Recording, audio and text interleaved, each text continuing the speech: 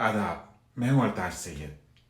Twitter पे एक नशिस्त हो रही थी, रागों के मुतालिक गुफ्तगू हो रही थी, बड़ी उम्दा, बड़ी मालूमाती। मैं नीचे बैठा हुआ सुन रहा था।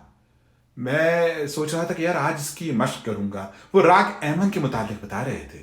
फिर बस क्या था, रात के किसी पहर मैंने राग ऐमन की मश्क करना शुरू की।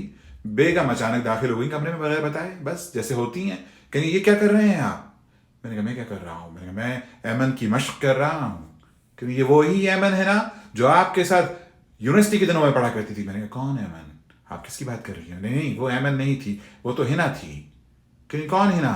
मैं कौन हिना? अरे ला हौला वला कुव्वत, भाई कोई हिना नहीं, कोई ऐमन नहीं, आप मुझे उलझा रही हैं। मैं राग की बात कर रहा हूँ करेंगी।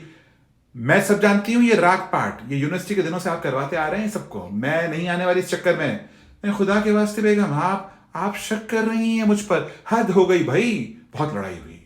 उसके बाद दूसरे दिन मैं उनकी नशिस्त में पहुंचा। मैंने कहा भाई ये किस किस्म का राग था? आपके पास कोई मुजक्कर राग नहीं था, मोन्नस ही राग था। इस राग के चक्कर में घर में आग लग गई। वो साहब कहने लगे अरताज भाई आप खाना का खफा हो रहे हैं, इस बार आप राग दीपक की मशक कीजिएगा, वाकई आग लग जाएगी। मैंने कहा मैं मर जाऊंगा। कहेंगे आप भाग जाइएगा। मैंने कहा कहाँ भाग के जाऊंगा?